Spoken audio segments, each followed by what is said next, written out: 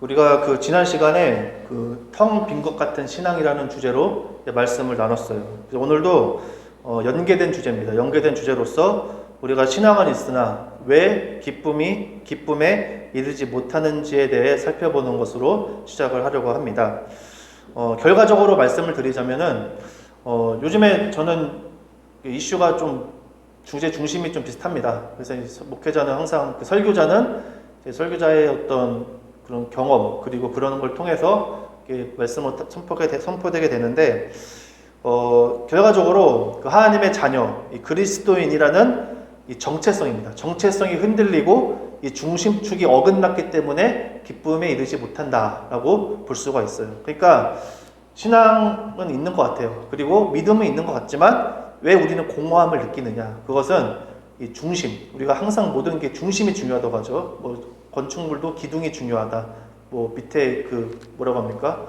주춧돌을 잘라야 된다 하는 것처럼 이 중심이 흔들리고 무너졌기 때문에 이제 그런 것이다라고 이제 결과적으로 미리 말씀을 드립니다.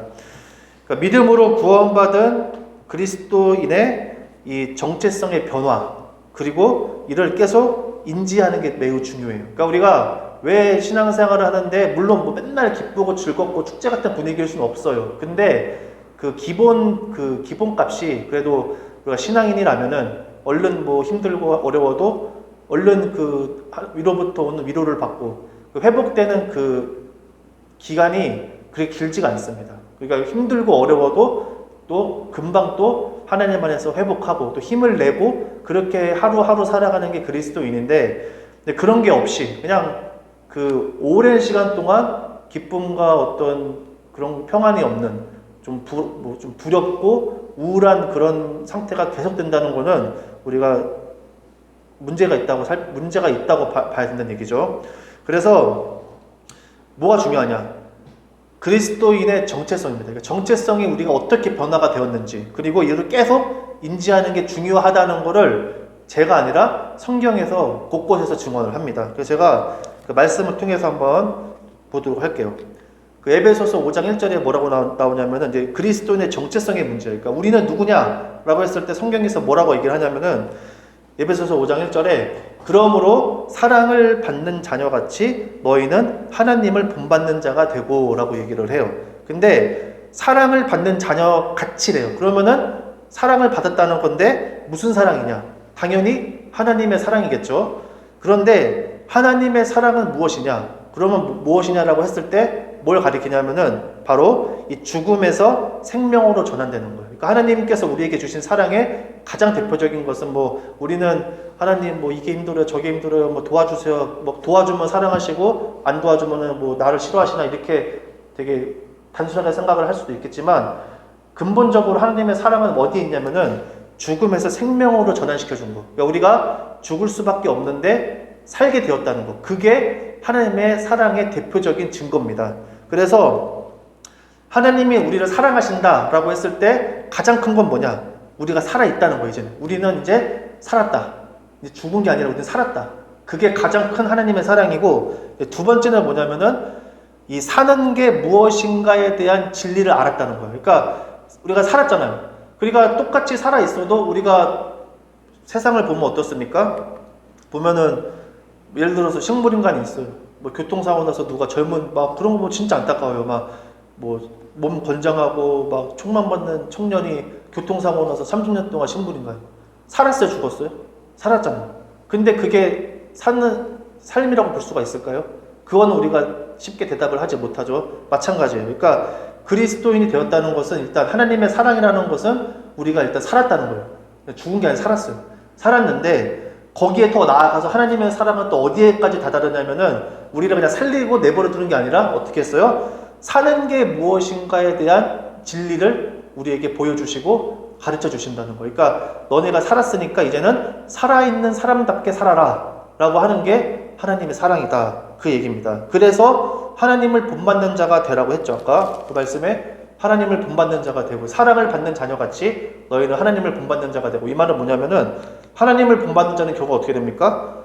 영혼 구원, 생명 회복, 살아있는 것에 관심이 있다는 거예요. 그러니까 사람을 봐도 어떻게 이 사람이 살아날 것인지 어떻게 사람답게 살아갈 것인지에 대한 관심이 있다는 겁니다. 그러니까 물론 안 믿는 사람을 봤을 때 저 사람 하나님 믿고 영혼 구원받으면 좋겠다라고 하지만 영혼 구원받은 사람을 봐도 어떻게 되는 거예요?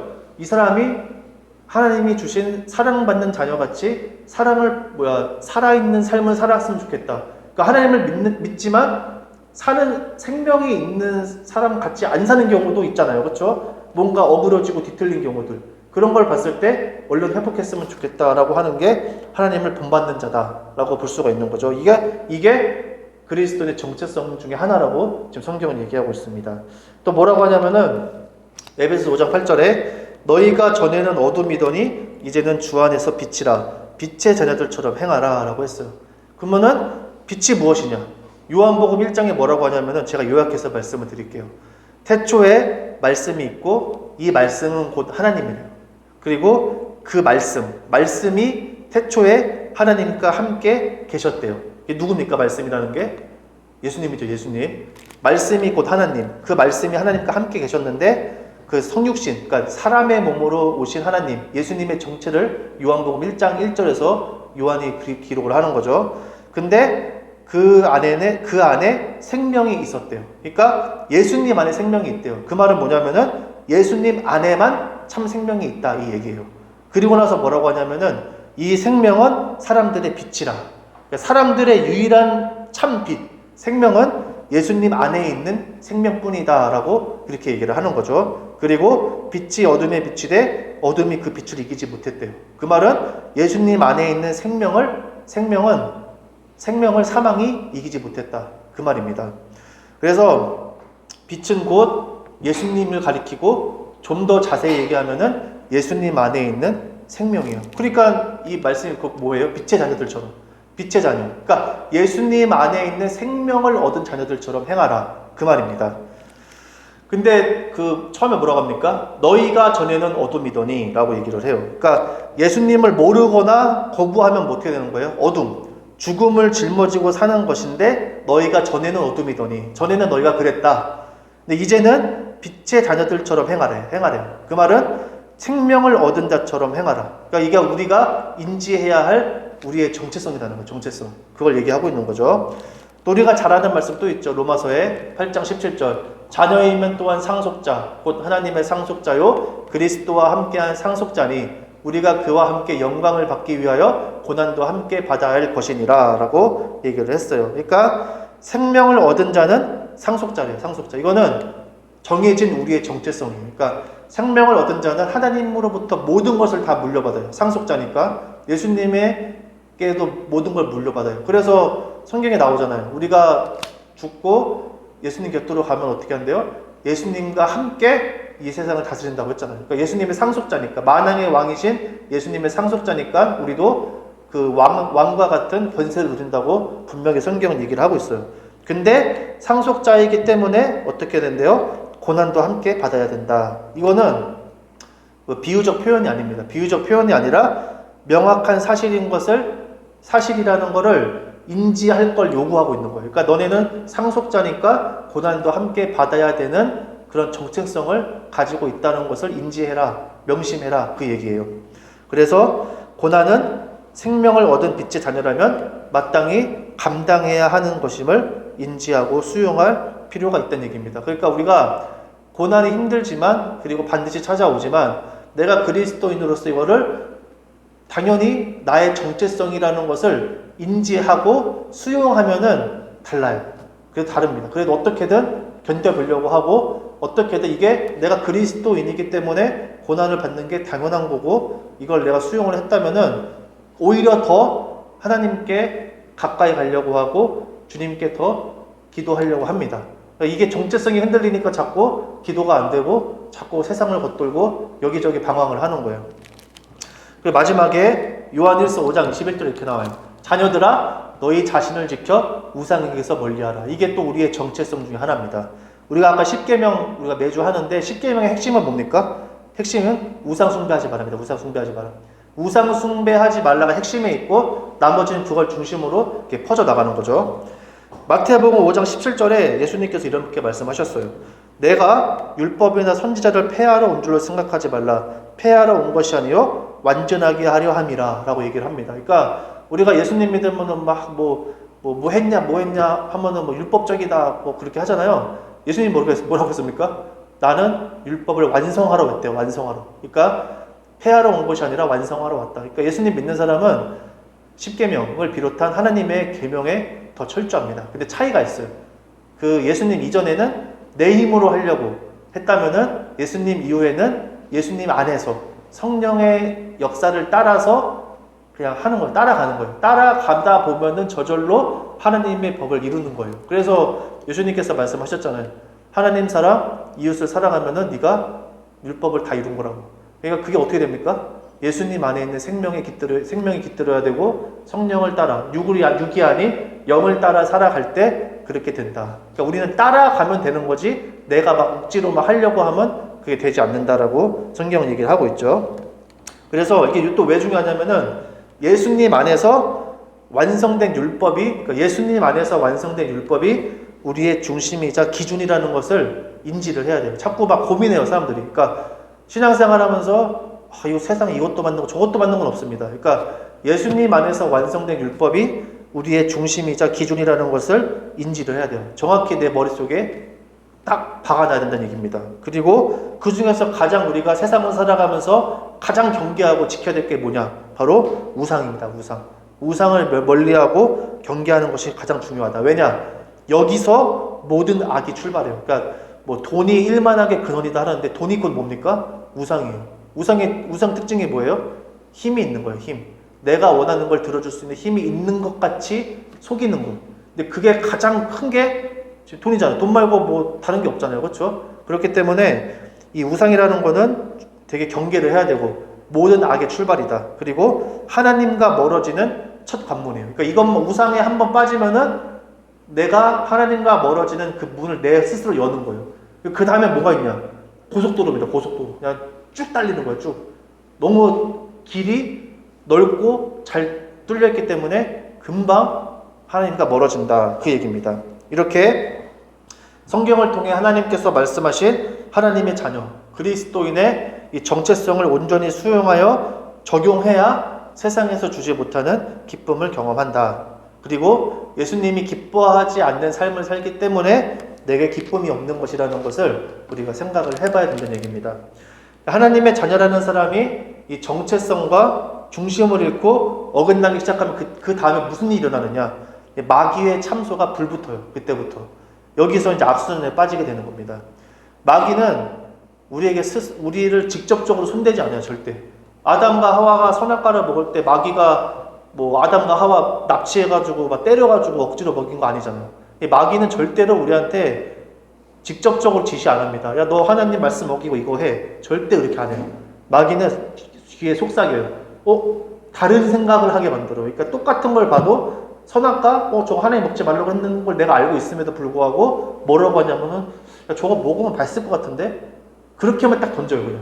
그리고 그냥 내가 스스로 그렇게 거기에 그 마귀가 한 말에 빠지게 해서 내가 그걸 따먹게 그렇게 만드는 게 마귀의 수법입니다. 그래서 마귀는 우리가 정체성이 흔들리고 하나님의 말씀을 인지하는 것에서 벗어나면은 나 스스로 정죄하도록 만들어요, 마귀가. 그러니까 마귀는 거짓말 안 합니다, 마귀는. 거짓말을 하긴 하는데 사실을 90% 갖다 쓰고 살짝 거짓말을 섞어요. 그래서 다른 행동을 하게 만드는 것 중에 하나가 뭐냐면은 내가 아까 제가 말씀드린 것처럼 정체성과 중심을 잃고 내가 어긋나기 시작하면은 그거를 지적해요.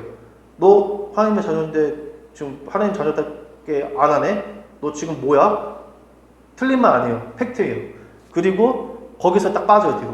그러면 이제 내가 이제 어떻게 되냐면은 내 스스로 정죄하는 거예요. 나는 하나님의 자녀인데 내가 왜 이렇게 사나? 죄책감 속에 빠지게 죄책감 속에서 살아가게 만들어요. 근데 그건 거짓입니다. 왜냐면은 우리는 예수님으로 말미암아 어떻게 됐어요? 죄와 사망에서 자유로워졌어요. 예수님께서 뭐라고 했어요?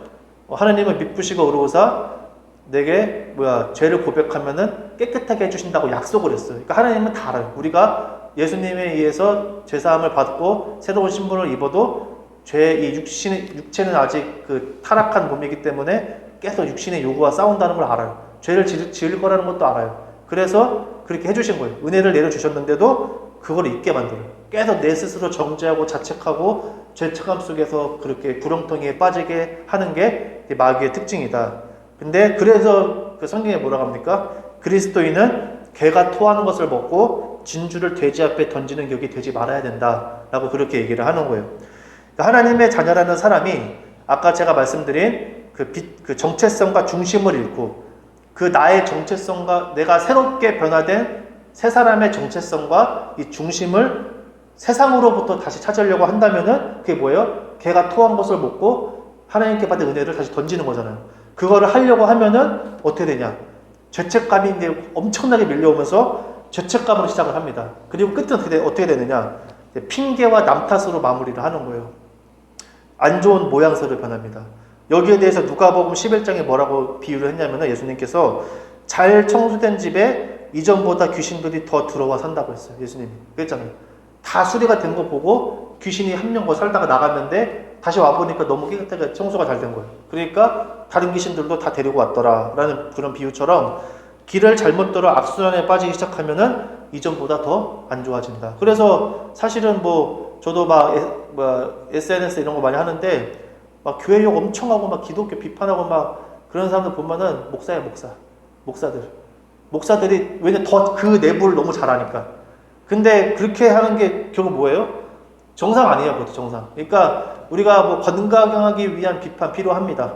아닌 건 아니고 성경에서도 얘는 얘, 아니면 아니다. 거기서만 그건 똑바로 얘기하라고 했잖아요. 근데 뭐라고 했어요? 그 이상 더 얘기하는 거는 악한 거라고 했어요. 그러니까 아닌 건 아닌 거고 기면 긴 거지만 그거 가지고 계속 막 물고 늘어져 가지고 이렇게 비판하고 하는 거는 건강하지 못한 거예요. 뭐예요? 핑계와 남 탓으로 마무리를 한다. 안 좋은 모양새로 변한다. 어떻게 되면 내 정체성과 중심이 흔들리면은 다 그렇게 되는 거예요. 그리고 이제 길을 잘못 들었다는 건 뭐냐면은 아까 제가 그 성경을 통해 제시한 그 하나님을 본받는 자, 빛의 자녀, 고난의 길을 가지 않았다는 겁니다. 그래서 내가 길을 잃어버린 거예요.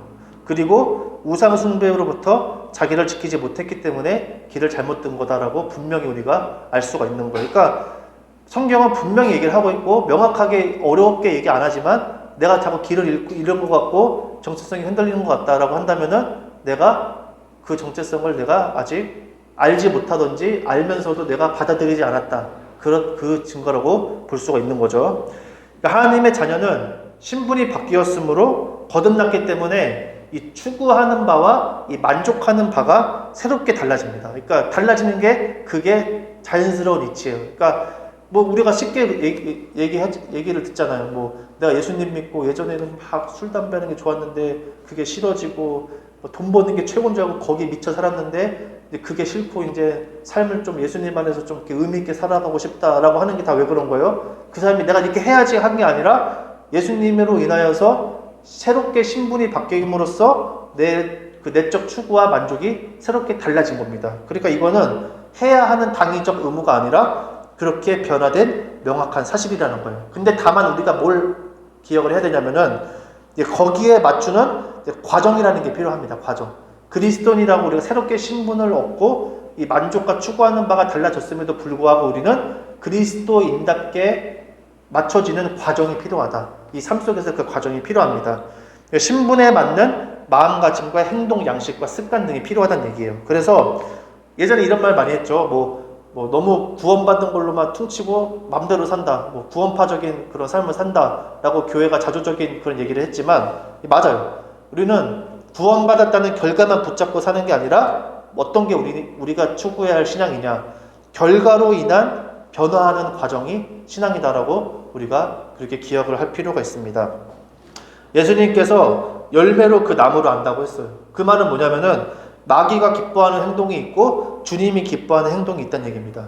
그러니까 마귀가 기뻐하는 걸 탐하고 그게 내 입술에 가득한지 아니면은 주님이 기뻐하는 걸 갈망하고 원하는지는 뭘 보면 안 돼요?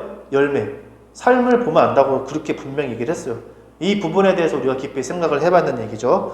이전 것들, 어둠이라고 했어요. 어둠. 이전 것은 어둠인데 어둠이 항상 어둡고 막 칙칙한 게 아니에요. 성경에 뭐라고 합니까? 사탄은 광명한 천사로 자기를 가장한대요. 그러니까 성경에는 그게 본질을 말하기 때문에 어둠이라고 얘기하지만 우리가 세상에서 보는 어둠은 어둡지가 않아요. 엄청 찬란하고 빛나고 흡사 하나님의 것인 양 착각하게 만드는 게 어둠이 우리에게 주는 유혹의 하나라는 얘기입니다. 그래서 이거를 분별하여서 버릴 줄 알아야 되고, 또 거룩한 것을 취하는 반복 과정만이 세상에 없는 하나님의 자녀만이 누리는 기쁨을 경험하게 하더라, 이 말이에요.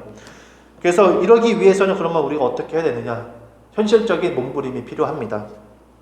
성경 인물들 예를 들면은 한 두 정도, 많이는 아니지만 한 2명 정도 떠오르더라고요.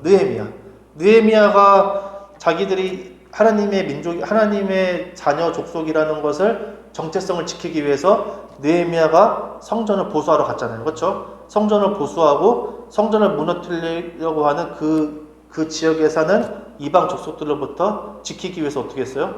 교대 근무했잖아요. 교대 근무.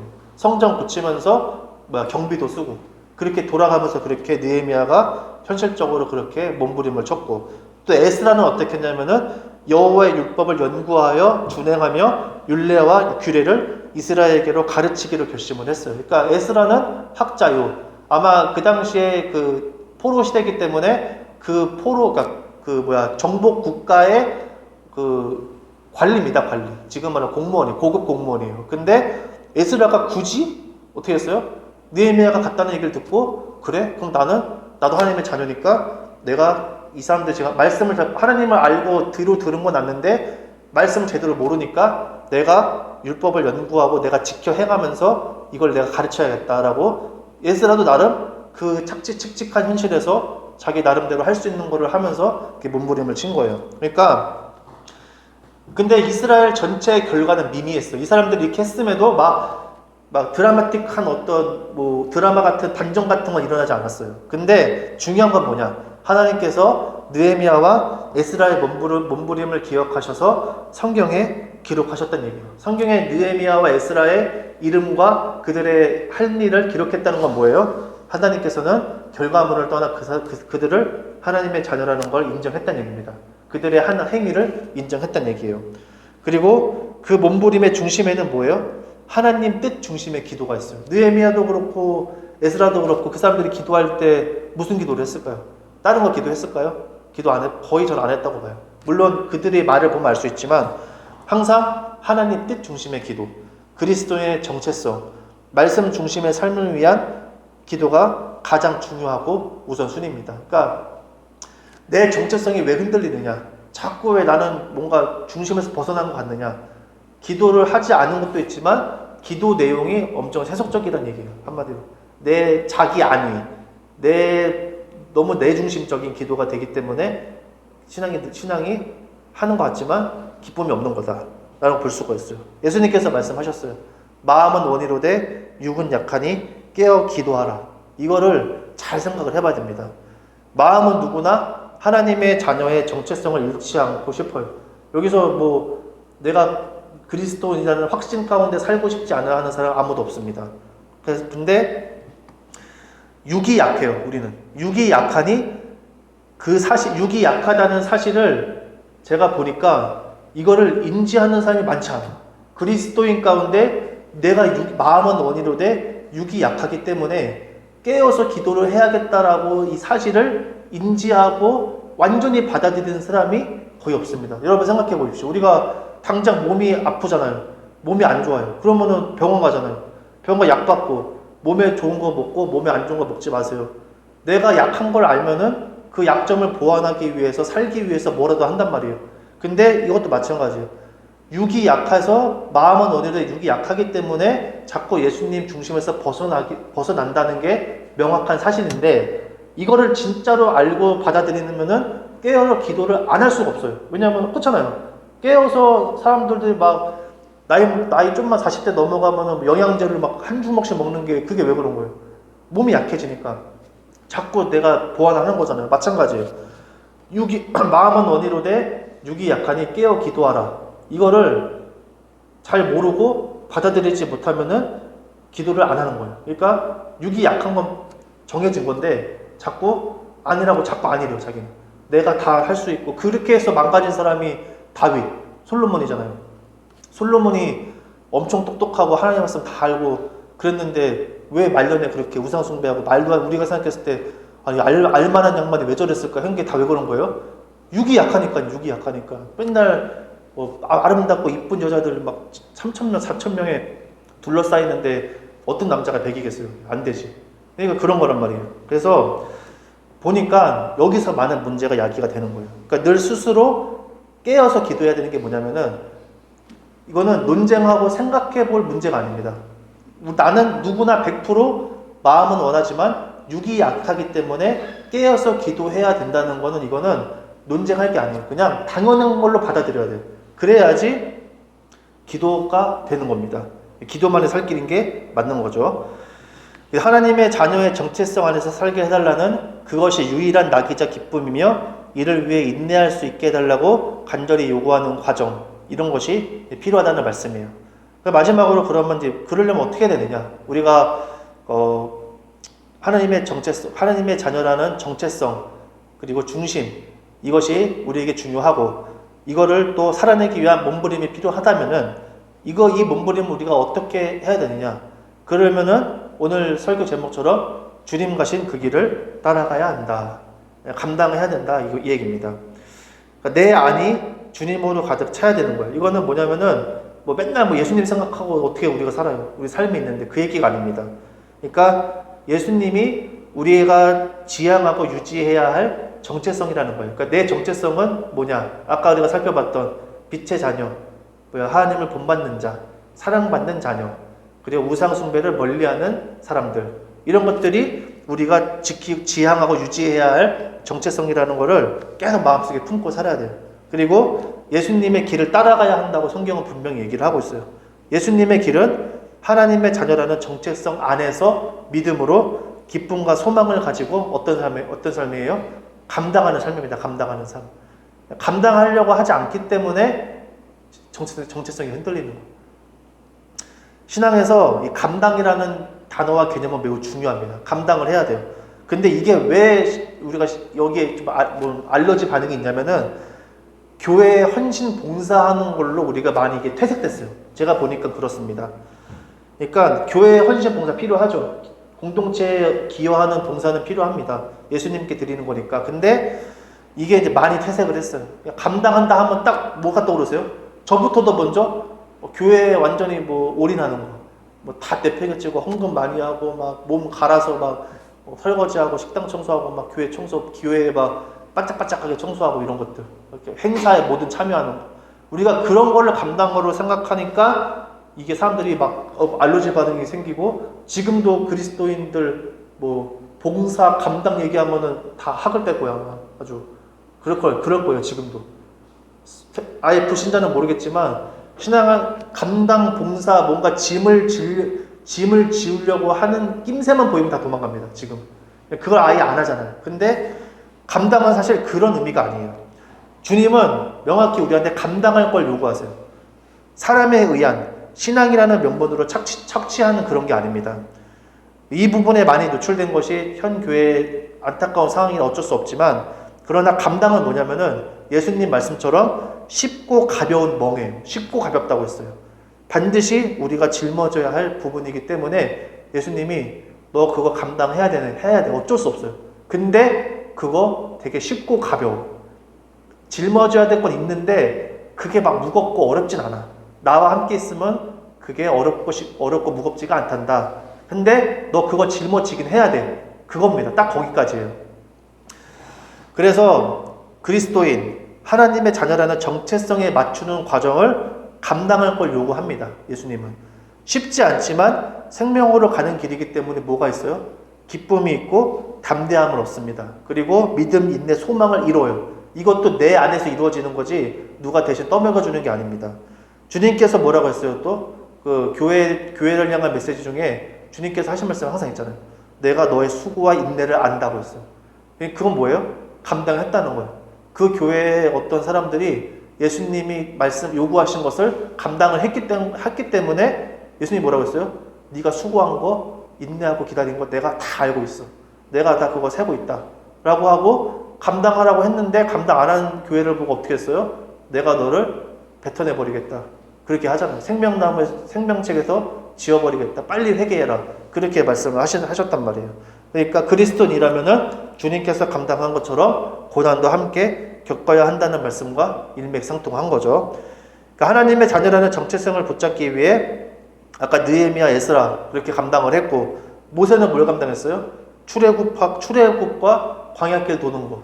그거 지도자로 하는 게 쉽겠어요? 그거 감당했고, 다윗은 다윗도 감당했어요. 왕국 건설을 위한 수많은 전쟁. 그 전쟁 엄청 많이 했잖아요. 오죽하면은 네 손에 피가 너무 많이 묻어가지고 성전을 내가 너한테 못 짓게 하겠다. 다윗의 일생일대의 꿈이 뭐예요? 하나님 성전 잘 지어가지고 예배하는 게 꿈인 사람이에요. 다윗은 하나님 예배하는 거 말고 별로 관심 없는 사람이에요. 근데 하나님이 맡겼어요, 일을. 이스라엘 왕국을 세우는 걸 맡겼기 때문에 자기는 사람 죽이는 게 다윗이 좋았겠냐고요. 근데 어쩔 수 없어요. 하나님이 맡겼으니까. 자기가 열심히 감당했어요. 그래서 하나님이 다윗의 그 감당한 수고와 인내, 하나님이 다 그거 기억하셨잖아요. 바세바 취했을 때도 물론 다윗은 벌을 받았지만 그 후손들이 다윗 때문에 엄청나게 살았어요. 그렇죠? 제가 예전에 말씀드렸다시피 많은 우상 숭배를 저질러도 후손들이 항상 뒤에 뭐라고 했어요? 하나님이 다윗을 기억하사, 다윗을 기억해서 계속 그래요. 몇백 년 전에 죽은 다윗을 기억해서 계속 그 후손들의 멸망하지 않고 기회를 계속 줬단 말이에요. 그만큼 다윗도 그렇게 감당을 했다, 이 얘기입니다.